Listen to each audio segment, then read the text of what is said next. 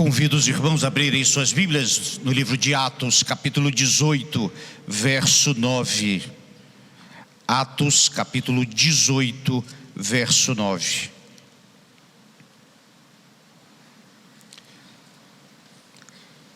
O apóstolo Paulo, ele chega na cidade de Corinto.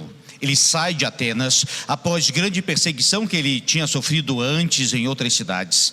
E agora chega em Corinto. E lá ele tem um grande desafio. Bem, ele fica desanimado. Algumas situações acontecem, vamos falar logo adiante. E então, em oração, ele tem uma visão que diz assim, Atos 18, verso 9. Teve Paulo durante a noite uma visão, em que o Senhor lhe disse: não temas, pelo contrário, fala e não te cales, porquanto eu estou contigo e ninguém ousará fazer-te mal, pois tenho muito povo nesta cidade. Que o Senhor nos inspire na compreensão da sua palavra. Bem, irmãos, aquele não era um tempo fácil. A cidade de Corinto era uma cidade extraordinária em muitos aspectos. Era a capital da Grécia daquela época, na realidade, para ser preciso, a capital da Acaia. Era uma cidade rica, culturalmente intensa, era um centro comercial fabuloso e culturalmente abundante. Por outro lado, o pecado estava em cada esquina daquela cidade, e todo tipo de pecado. Era a pior condição moral do Império Romano, cidade de Corinto. Quando o apóstolo Paulo chega lá, ele vai direto à sinagoga, como fazia costumeiramente, e começa a anunciar de Jesus Cristo. Acontece então que ele não é bem recebido, e então há toda uma comoção. E é interessante que Paulo sai meio triste, desanimado. Em 1 Coríntios, no capítulo 2, diz claramente que ele ficou entristecido. Chegando então meio desanimado, e acontece, ele então tem essa visão de Jesus Cristo a ele. Foi um consolo, uma ordem e um alvo. E é isso que aprendemos aqui também. Primeiro, o consolo que Deus deu a ele: não temas. E ele tinha tudo para temer. Entenda que ele havia sofrido açoites, prisões, tinha apanhado, tinha sofrido, e ainda foi tão mal recebido assim. E a gente entende, meus irmãos, que no trabalho missionário e no desafio da igreja, nem sempre é tão fácil assim. O apóstolo Paulo já sabia disso, e ele percebeu isso muito claramente. Quando ele saiu de Atenas tão empolgado, ele chegou então e foi tão mal recebido. Mas que situação era aquela? Algo precisa acontecer. Essa realidade, meus irmãos, também nos mostra uma coisa curiosa: nem sempre acontece como nós queremos. E Paulo entendeu isso. Mas o consolo dado por Deus é dizer exatamente: não tenha medo, não tenha medo, eu estou contigo. É interessante que biblicamente essa expressão não tenha medo, ela é repetida várias e várias vezes, porque todos nós temos aquele nosso dia de baixa, que a gente tenta fazer a coisa e parece que não dá certo. Tem uma história antiga do Brasil. Garrincha, craque de futebol do passado, na Copa do Mundo de 1958, a seleção brasileira iria jogar com o time russo. E então o técnico da época, que foi Vicente Feola, juntou a seleção e fez aquela preleção e falou para eles fazerem isso, fazer aquilo outro, fazer aquilo outro. E então Garrincha comenta com quem está do seu lado: só esqueceram de combinar isso com os russos. porque não vai ser bem assim que vai acontecer. E essa expressão, na realidade, ficou inclusive em muitas situações, quando a gente planeja uma coisa e não dá certo lá na frente, é que esqueceram de combinar com os inimigos. Bem, nem sempre acontece como queremos, mas uma coisa eu sei: acontece como Deus quer. Segundo deste texto é uma ordem: pregue, fala e não te cales. Não era tempo de silêncio. O apóstolo Paulo precisava falar com toda a sabedoria que Deus lhe deu. E é curioso que naquele lugar a sabedoria grega era muito evocada. Em 1 Coríntios, Paulo vai até corrigir isso. As pessoas falavam com muita eloquência, oratória e sabedoria. Ele falava com o poder de Deus. E é interessante quando é com o poder de Deus. A mais simples palavra alcança o coração como a força de uma flecha. A foto que aí está é de Billy Graham pregando no Maracanã, aqui no Brasil.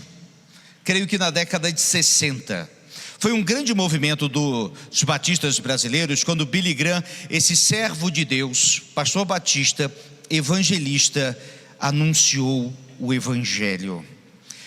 Não podemos parar de pregar a doce, poderosa mensagem: só Jesus Cristo salva, ou creia em Jesus Cristo e serás salvo. Ela continua, meus irmãos, a ecoar daquela época até hoje. Ela é simples, ela é certa e ela transforma. E vem, como podemos entender isso? O texto nos mostra, primeiro, com testemunho. Paulo viveu e pregou. Ele falou e mostrou em cada parte da sua vida, cada célula do seu corpo, cada instante do pensamento, o que é servir a Jesus. Interessante que quando Paulo se converteu, ele ficou cego. Alguns autores dizem pelo tamanho do pecado, não tinha como ele ver. Mas quando ele se arrependeu, ele viu.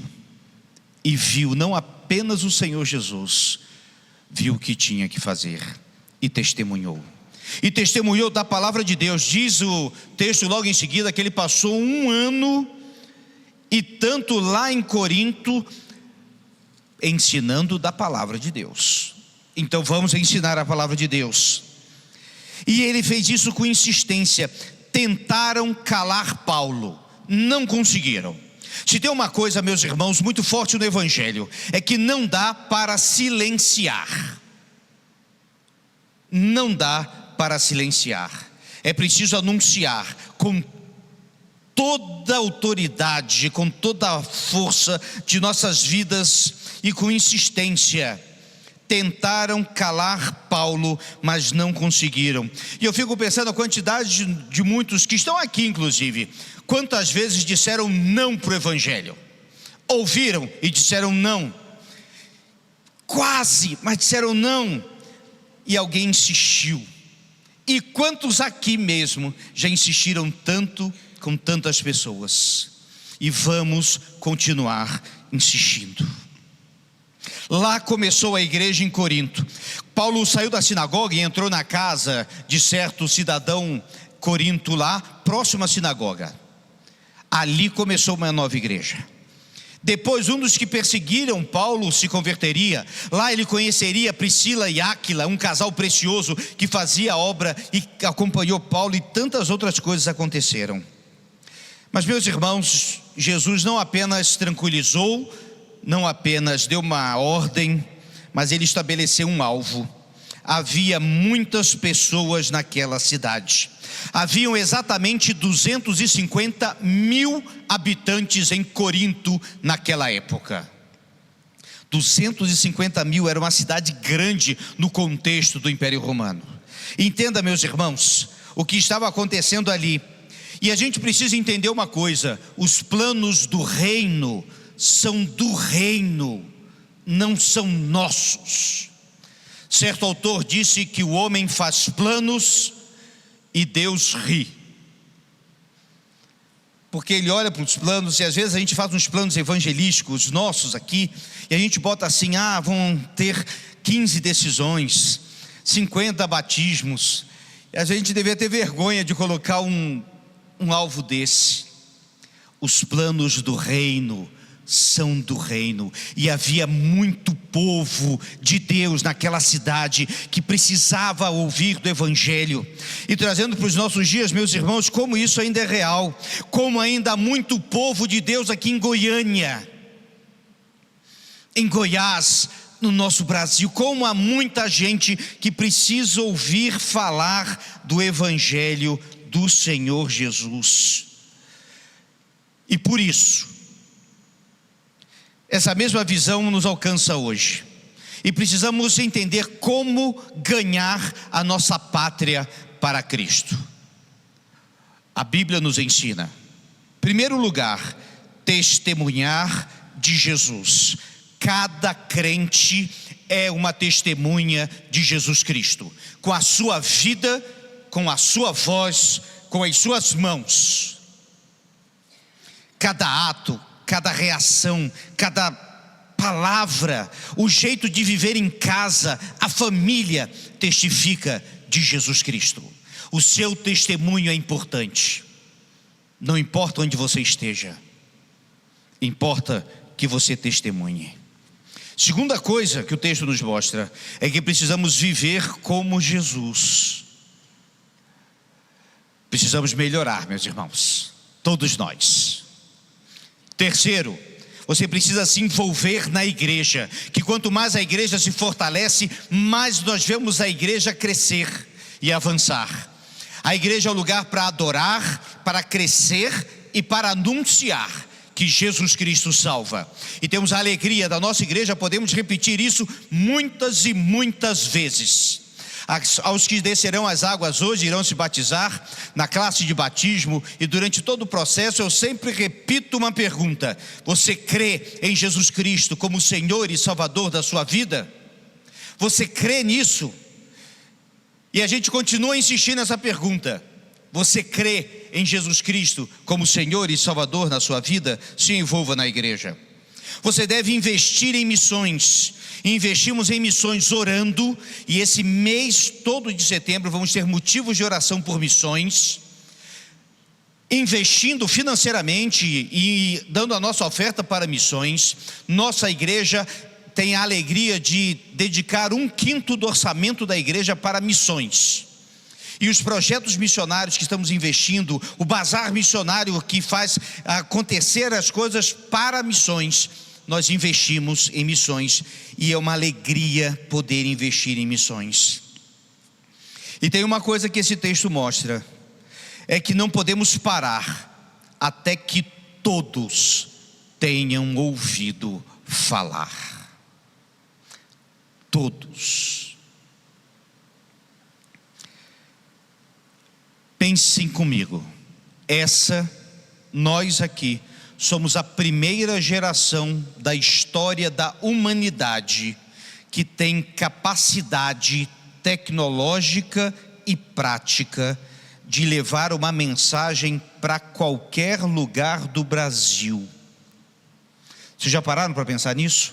Nunca antes, os primeiros missionários, meus irmãos, eram 30 dias de barco para atravessar para alguns lugares. As viagens eram cansativas, exaustivas e difíceis. Mas, meus irmãos, hoje nós podemos chegar em qualquer canto do Brasil e anunciar: só Jesus Cristo salva. Há duas expressões que precisamos, como batistas, como membros da primeira igreja, ter em mente. A primeira está lá no Salmo 33, 12, na primeira parte, que diz: feliz é a nação cujo Deus é o Senhor. Podemos repetir, meus irmãos? Feliz é a nação cujo Deus é o Senhor. Isso é uma verdade, e deve ser a nossa oração bem cedo. E a segunda expressão é: minha pátria para Cristo. Podemos repetir? minha pátria para Cristo. O autor deste tema e da música que cantaremos em seguir, missionário Estminger, ele foi um missionário americano que veio para o Brasil e se apaixonou por essa terra. E veio numa época, meus irmãos, muito difícil. Estou falando de 1,5 século atrás.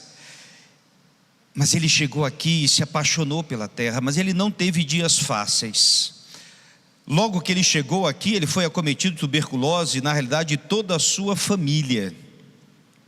Ele perdeu suas 2 filhinhas, morreram vítimas de tuberculose num tempo muito difícil. E esse mesmo missionário foi quem compôs a letra em português do hino Sou Feliz com Jesus. Essa letra foi composta por um americano que ele havia perdido toda a sua família num naufrágio de um barco. E aqui ele, que perdeu suas 2 filhas, ele compôs com a mesma dor no coração e a mesma certeza da salvação, e escreveu: Sou feliz com Jesus. Westminster, ele amava a nossa terra, aprendeu português como poucas pessoas, ele desejou aprender ainda mais. Foi o editor do jornal Batista, foi quem criou o jornal Batista muito tempo atrás. E ele tinha uma máxima. Sabe como ele decidiu vir para o Brasil? Ele ouviu um folheto sobre notícias do Cruzeiro do Sul. Porque aqueles que chegavam aqui para o Brasil e olhavam para o céu, a constelação do Cruzeiro do Sul, tão comum para nós, e eles diziam: como é possível ter uma cruz cravada no céu e eles ainda não terem aceito a Jesus? E assim ele dedicou a sua vida e o seu ministério ao nosso país, e compôs, baseado na Bíblia, no chamado, no hino da independência e no hino nacional, esta que é considerado o hino nacional dos batistas: a minha pátria para Cristo. Que seja esse a nossa oração.